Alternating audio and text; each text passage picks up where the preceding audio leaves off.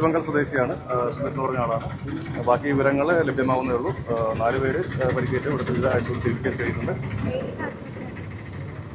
നിലവിൽ ഇവിടുത്തെ 2 സ്വകാര്യ ആശുപത്രിയാണ് കൊണ്ടുപോയിരിക്കുന്നത്. മറ്റൊരു ആശുപത്രി ബേൺ യൂണിറ്റ് ഹോസ്പിറ്റലായിട്ട് ഷിഫ്റ്റ് ചെയ്യുന്നുണ്ട്. അവർ ഷിഫ്റ്റ് ചെയ്യാനുള്ള നടപടികളായിട്ടുണ്ട്. ഇപ്പോൾ ഷിഫ്റ്റ് ചെയ്തിട്ടുണ്ടാവാം. ആ സമയത്ത് വളരെയധികം പേരൊന്നും ഇല്ലായിരുന്നു. എന്നാലും കൗണ്ടറിൽ മറ്റു ആഹാരം കഴിക്കാൻ ആളുകൾ വന്നിരുന്നു. ഇത് സ്ഥാപനത്തിൻ്റെ അകത്ത് ബോയിലറുമായിട്ട് ബന്ധപ്പെട്ട് നടന്നൊരു ബ്ലാസ്റ്റ് ആയതുകൊണ്ട് തന്നെ പുറത്തേക്ക് നിന്ന ആളുകൾക്കാർക്കും പരിക്കേൽക്കേണ്ട സാഹചര്യം ഉണ്ടായിട്ടില്ല. സുരക്ഷാ കാര്യങ്ങളൊക്കെ പരിശോധിക്കേണ്ടിയിരിക്കുന്നു. അത് ഈ ബോയിലറുമായിട്ട് ബന്ധപ്പെട്ട കൺസേൺ ഡിപ്പാർട്ട്മെന്റിന്റെ പരിശോധന കഴിഞ്ഞാൽ മാത്രമാണ് എന്താണ് ഇതിന് കാരണമെന്ന് നമുക്ക് അറിയാൻ കഴിയും.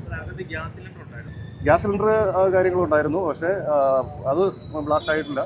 ഈ പറഞ്ഞ ബോയിലറുമായിട്ട് ബന്ധപ്പെട്ട് ബോയിലറാണ് നില പ്രത്യേകിച്ച് അതിൻ്റെ വിവരങ്ങളൊന്നും ലഭ്യമായിട്ടില്ല. അത് ഹോസ്പിറ്റലാണ്, അവർ ചികിത്സയിലാണ്. അതിൽ കുറച്ച് സമയം കഴിഞ്ഞാൽ ഡോക്ടർമാരോട് ബന്ധപ്പെട്ട് അത് കൃത്യമായിട്ട് അവരുടെ സ്റ്റാറ്റസ് പറയാൻ പറ്റുള്ളൂ. അടുത്ത നടപടി തീർച്ചയായും ഒരാൾ മരണപ്പെട്ടതാണ്, 4 പേർക്ക് പരിക്കേറ്റതാണ്. ഒരു നിയമ നടപടി എന്തായാലും തീർച്ചയായും ഉണ്ടാവും.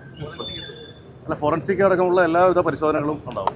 പിന്നെ ഓണേഴ്സുമായിട്ട് സംസാരിച്ചിരുന്നു പോലീസ് സ്റ്റേറ്റ്മെന്റ്? ഇല്ലല്ല, പ്രേമാവശി നമ്മളിവിടെ അപകടം നടന്ന ആൾക്കാരെ അവിടുന്ന് മൂവ് ചെയ്യുക എന്നുള്ളതാണ് പ്രധാന കാര്യങ്ങളായിട്ട് ചെയ്തത്. പിന്നെ സീൻ കാർഡ് ചെയ്തിട്ടുണ്ട്. ബാക്കിയുള്ള നടപടികൾ പിന്നീടാണ്. ജീവനക്കാരെ സംസാരിക്കേണ്ടതുണ്ട്. അവരെ പിന്നീട് ഈ പറഞ്ഞ ആൾക്കാർ അവർക്ക് ഓൾറെഡി പാനിക്കായിട്ടിരിക്കുന്നുണ്ട്.